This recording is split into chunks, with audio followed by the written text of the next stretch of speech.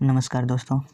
तो इस वीडियो में हम लोग 7/3/2018 में एसएससी सीएचएसएल के सेकंड शिफ्ट में जो एग्ज़ाम हुआ है उससे जुड़े क्वेश्चंस की चर्चा करेंगे।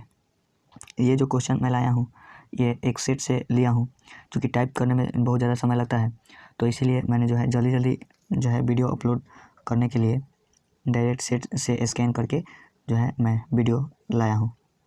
तो चलिए वीडियो को स्टार्ट करते हैं। ये जो क्वेश्चन मैं लाया हूँ ये एक सेट से लिया हूँ, तो इसीलिए यहाँ पे 76 नंबर से जीके के प्रश्न स्टार्ट हुए हैं। एसएससी सीएचएसएल में 25 क्वेश्चन जीके से जीके जीएस और 25 क्वेश्चन इंग्लिश, 25 क्वेश्चन मैथ और 25 क्वेश्चन रीजनिंग से पूछे जाते हैं। तो आज हम लोग इस वीडियो में केवल जीके और जीएस के 25 क्वेश्चन को देखते हैं। चलिए इसमें पहला प्रश्न देखते हैं। पहला प्रश्न दिया गया है, निम्नलिखित में से किस स्थान पर एशिया के पहले निर्यात प्रसंस्करण क्षेत्र की स्थापना हुई थी? EPZ निर्यात प्रसंस्करण क्षेत्र यानी एक्सपोर्ट प्रोसेसिंग जोन। एशिया में सबसे पहले एक्सपोर्ट प्रोसेसिंग जोन की स्थापना जो है कांडला में हुई थी। कांडला जो स्थान है ये गुजरात में स्थित है और यहीं पर सबसे पहले निर्यात प्रसंस्करण क्षेत्र यानी एक्सपोर्ट प्रोसेसिंग जोन की स्थापना हुई थी। ये 1965 में हुई थी। सबसे पहले एशिया में 1965 में कांडला में हुई थी। अगला प्रश्न देखते हैं। नेक्स्ट प्रश्न दिया गया है कि रेलवे बजट और सामान्य बजट को सर्वप्रथम अलग अलग किस वर्ष प्रस्तुत किया गया था? तो यहाँ पे पूछा गया कि किस वर्ष प्रस्तुत किया गया था। अलग तो 1921 में रेलवे बजट को आम बजट से अलग कर दिया गया था एक वर्ष समिति की सिफारिश पर, लेकिन इसको पहली बार जो है प्रस्तुत किया गया 1923 में। तो इसका उत्तर हो जाएगा ए, 1923 में सबसे पहले रेलवे बजट को आम बजट से अलग प्रस्तुत किया गया। और 2017-18 में इसको फिर से मिला दिया गया, रेलवे बजट और आम बजट को फिर से मिला दिया गया। एक वर्ष समिति की सिफारिश पर अलग किया गया था और विवेक देवराय समिति की सिफारिश पर इसको पुनः मिला दिया गया। तो ये भी बहुत इंपॉर्टेंट क्वेश्चन है, बार बार एग्जाम में पूछा जाता है कि किस समिति की सिफारिश पर रेलवे बजट और आम बजट को अलग किया गया था। तो ये इसका उत्तर हो जाएगा एक वर्ष समिति, और इसको जो है 2017-18 में मिला दिया गया जो कि विवेक देवराय समिति के सिफारिश पर। चलिए नेक्स्ट प्रश्न देखते हैं। अगला प्रश्न दिया गया है कि दक्षिण भारत के किस वंश के शासक धर्मराज की उपाधि धारण की थी? यानी कि कौन से शासक दक्षिण भारत के थे जिन्होंने धर्मराज की उपाधि धारण की थी? तो इसका उत्तर जो हो जाएगा, तो इसका उत्तर हो जाएगा पश्चिमी गंग वंश के जो शासक थे ये सबसे पहले जो है धर्मराज की इन्होंने उपाधि धारण की थी। पश्चिमी जो है इन्होंने कर्नाटक में ये राजवंश था, पश्चिमी गंग वंश, ये कर्नाटक में स्थित था और इसी के जो राजा थे उन्होंने धर्मराज की उपाधि धारण की थी। और इस वंश के जो संस्थापक थे वो थे कोंगुनी वर्मन जो थे इस पश्चिमी गंग वंश के संस्थापक थे। इसको भी ध्यान में रखना है। नेक्स्ट प्रश्न देखते हैं। ये जो क्वेश्चन है ये प्रीवियस ईयर्स का है, तो ये जो है हमेशा रिपीट किया जाता है इस टाइप के क्वेश्चन को। तो मैं जो है ये क्वेश्चंस को बताने के उद्देश्य से नहीं लाया हूँ, इससे जो है आपका जो है लेवल का पता चलेगा कि किस लेवल के एग्जाम में क्वेश्चन पूछे जाते हैं। तो नेक्स्ट प्रश्न दिया गया है कि निम्नलिखित में से कौन मुगल काल में एक प्रमुख उद्योग था? तो मुगल काल में प्रमुख उद्योग था सूती वस्त्र उद्योग। सूती वस्त्र उद्योग जो था ये मुगल काल में प्रसिद्ध था, जो कि पटना, जौनपुर, बुरहानपुर, पाटन, उड़ीसा ये सब जो क्षेत्र थे यहाँ पे सूती वस्त्र उद्योग प्रमुख था उस समय मुगल काल में। अगला प्रश्न देखते हैं। अगला प्रश्न दिया गया है कि सौरमंडल का सबसे बड़ा उपग्रह निम्नलिखित में से कौन सा है? यहाँ पे पूछा गया है उपग्रह, सैटेलाइट, इसको ध्यान से बनाना है। उपग्रह है न कि ग्रह है, तो इसका उत्तर हो जाएगा डी नंबर। गैनीमीड जो है ये बृहस्पति यानी जुपिटर का सैटेलाइट है, जो कि सबसे बड़ा सैटेलाइट है। और बृहस्पति जो है सभी ग्रहों में सबसे बड़ा ग्रह है और उसका जो है ये सैटेलाइट जो है ये भी सभी उपग्रहों में सबसे बड़ा उपग्रह है। ये टाइटन जो है, टाइटन शनि का उपग्रह है, इसको भी ध्यान में। चंद्रमा एकमात्र उपग्रह है जो कि पृथ्वी का है। तो अगला प्रश्न देखते हैं। 81 नंबर इसमें दिया गया है, भारत का कौन सा भू आकृति विभाग प्राचीनतम है? सबसे पुराना जो है भारत का कौन सा भारतीय भूभाग है? तो इसका उत्तर हो जाएगा सी नंबर। प्रायद्वीपीय भारत का जो भाग है, प्रायद्वीपीय भाग, ये भारत का सबसे पुराना भाग है, जो कि गोंडवाना लैंड का हिस्सा है। ये सबसे पुराना भाग है भारत का। नेक्स्ट प्रश्न देखते हैं। तो नेक्स्ट प्रश्न दिया गया है कि बंगाल में भक्ति आंदोलन का प्रवर्तक किसे माना जाता है? तो बंगाल में भक्ति आंदोलन का प्रचार प्रसार जो किए थे वो थे चैतन्य महाप्रभु जो थे। इन्होंने बंगाल में भक्ति आंदोलन के जो है प्रवर्तन में मुख्य भूमिका निभाई थी। तो इसका उत्तर हो जाएगा ये चैतन्य महाप्रभु। इन्होंने गौड़ीय संप्रदाय की भी स्थापना की थी। तो इसको भी ध्यान में रखना है कि गौड़ीय संप्रदाय की स्थापना चैतन्य महाप्रभु द्वारा किया गया था। नेक्स्ट प्रश्न देखते हैं। नेक्स्ट प्रश्न दिया गया है, निम्नलिखित में से कौन पुरुषों और महिलाओं का समान वेतन देने वाला विश्व का पहला देश बन गया है? ये जो क्वेश्चन है ये प्रीवियस ईयर्स का है, इसीलिए इसमें जो करंट अफेयर्स के क्वेश्चन हैं वो भी पिछले वर्ष के हैं, मतलब कि पहले के हैं। तो इसीलिए यहाँ पे पूछा गया है कि कौन जो है उस समय पुरुषों और महिलाओं को समान वेतन देने वाला विश्व का पहला देश बन गया है। तो इसका उत्तर हो जाएगा नंबर, यानी आइसलैंड जो है ये विश्व का पहला देश बन गया है जो स्त्रियों मतलब महिलाओं और पुरुषों दोनों को समान वेतन देने वाला। अगला प्रश्न दिया गया है, अगला प्रश्न जो है ये करंट से है।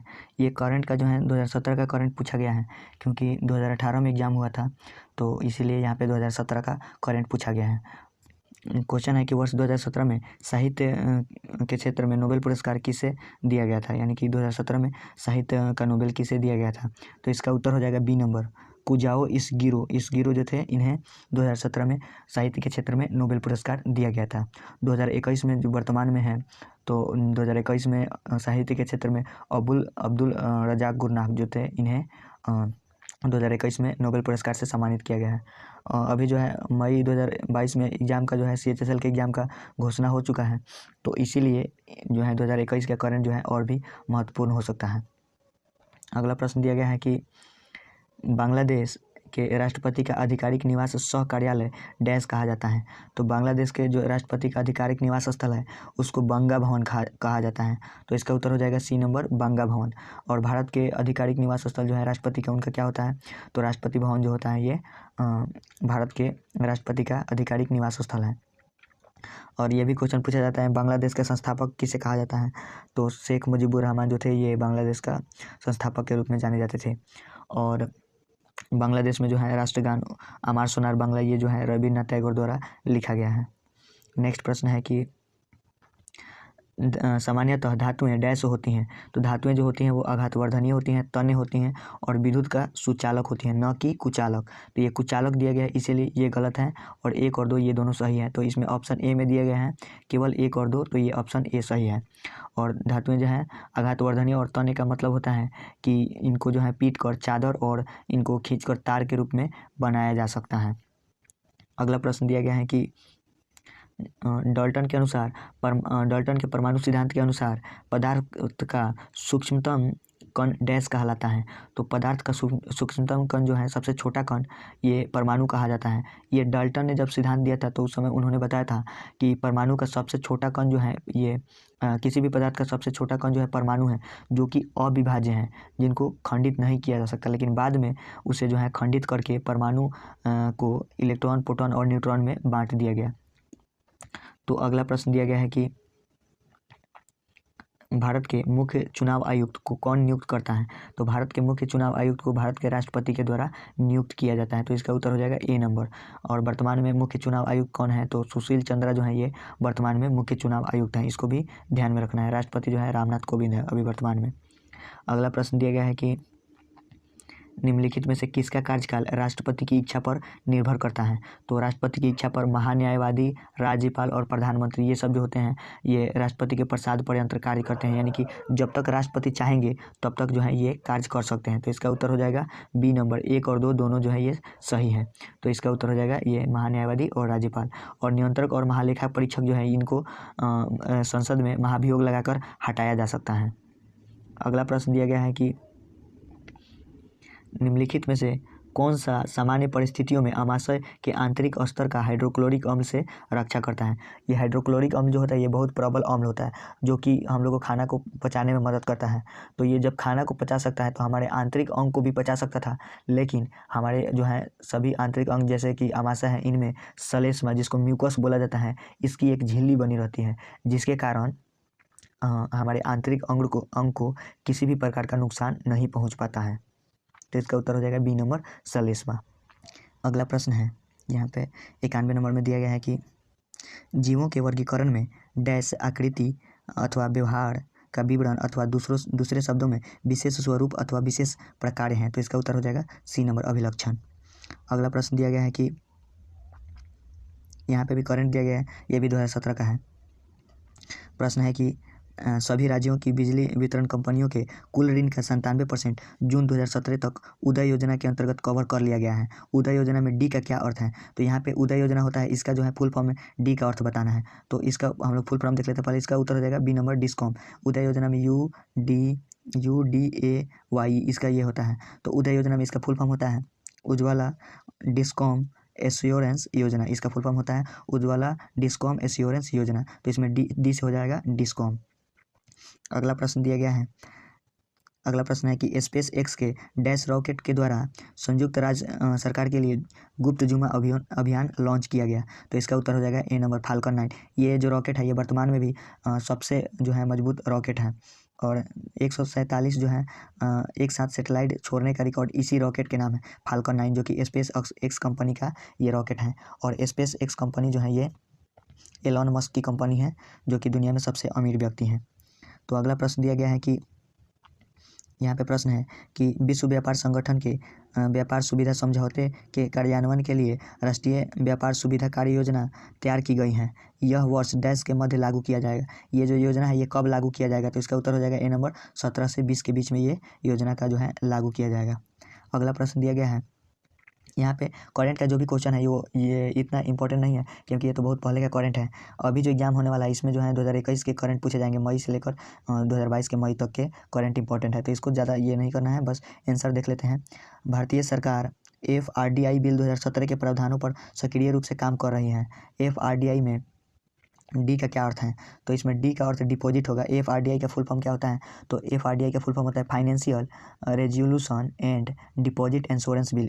FRDI का फुल फॉर्म होता है FRDI, इसका फुल फॉर्म होता है financial resolution and deposit insurance, इसका फुल फॉर्म होता है। तो इसमें डी से डिपॉजिट हो जाएगा।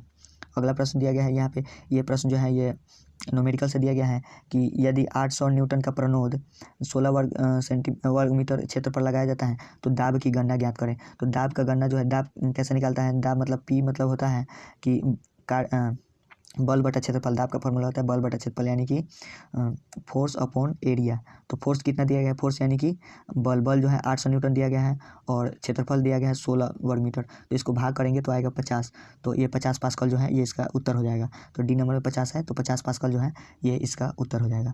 अगला प्रश्न है कि यहाँ पे प्रश्न है कि त्वरण का SI मात्रक डैश होता है। त्वरण का SI मात्रक होता है मीटर प्रति सेकेंड स्क्वायर। इसको ऐसे भी लिखा जाता है मीटर प्रति सेकेंड स्क्वायर। ये -2 का मतलब होता है बटा में ये सेकेंड स्क्वायर। तो इसका उत्तर हो जाएगा बी नंबर। अगला प्रश्न दिया गया है कि गर्म वायु डैश, यानी कि गर्म वायु जो है ये कौन सी क्रिया करती हैं? तो इसका उत्तर यहाँ पे दिया गया है सी नंबर में कि गर्म हवा जो होती है ठंडी हवा से हल्की होती हैं, इसलिए गर्म हवा ऊपर उठती हैं। जो ठंडी हवा होती है वो भारी होती हैं तो वो नीचे रहती हैं, और जो गर्म हवा होती हैं वो हल्की होती हैं, इसीलिए जो है जैसे धुआं निकलता है किसी भी आग से तो ऊपर की ओर जाता है। तो इसका उत्तर हो जाएगा सी नंबर। अगला प्रश्न दिया गया है 99 नंबर कि इसमें से बताना है कि कौन सा कथन सत्य है। तो ये भी करंट का क्वेश्चन है, ये ज़्यादा इंपॉर्टेंट नहीं है, इसका केवल उत्तर देख लेते हैं। इसका उत्तर 2 नंबर में है कि वर्ष 2017 में मावेरिक विनालेस ने यामाहा के लिए मोटो GP में दौड़ लगाई। तो इसका उत्तर हो जाएगा ये 2 नंबर, ये सही है। तो ए नंबर में ये दिया गया है कि 2 नंबर सही है, तो इसीलिए ये ए नंबर इसका उत्तर हो जाएगा। अगला और लास्ट प्रश्न दिया गया है कि माइक्रोसॉफ्ट वर्ड में पहली पंक्ति और हैंगिंग डैश के विशेष प्रकार हैं। तो इसका उत्तर हो जाएगा डी नंबर। इंडेंटेशन जो है इसका ये विशेष प्रकार है। और 100 नंबर यहाँ पे लास्ट जो नंबर ये है, इसमें हर एक जो है SSC के एग्जाम में एक क्वेश्चन जो रहता है वो कंप्यूटर से रहता है, तो इसको भी आपको ध्यान में रखना है। और ये जो क्वेश्चन थे ये मैं सेट से लाया था, तो बहुत ज़्यादा जो है टाइपिंग करने में बहुत ज़्यादा समय लगता है, तो इसीलिए मैंने जो है डायरेक्ट स्कैन करके और ये वीडियो डाल दिया। तो वीडियो अगर अच्छा लगा तो लाइक कीजिए, और ऐसे ही जो है मैं जब तक एग्ज़ाम हो रहा है, एग्ज़ाम होने वाला है मई तक, तब तक जो है मैं हमें हर एक जो है वीक में SSC CHSL के ऐसे ही सेट लाते रहूँगा। तो इसलिए हमारे चैनल को सब्सक्राइब कीजिए और बेल आइकन को प्रेस कर लीजिएगा, और वीडियो अच्छा लगा तो लाइक भी कीजिए। Thank you.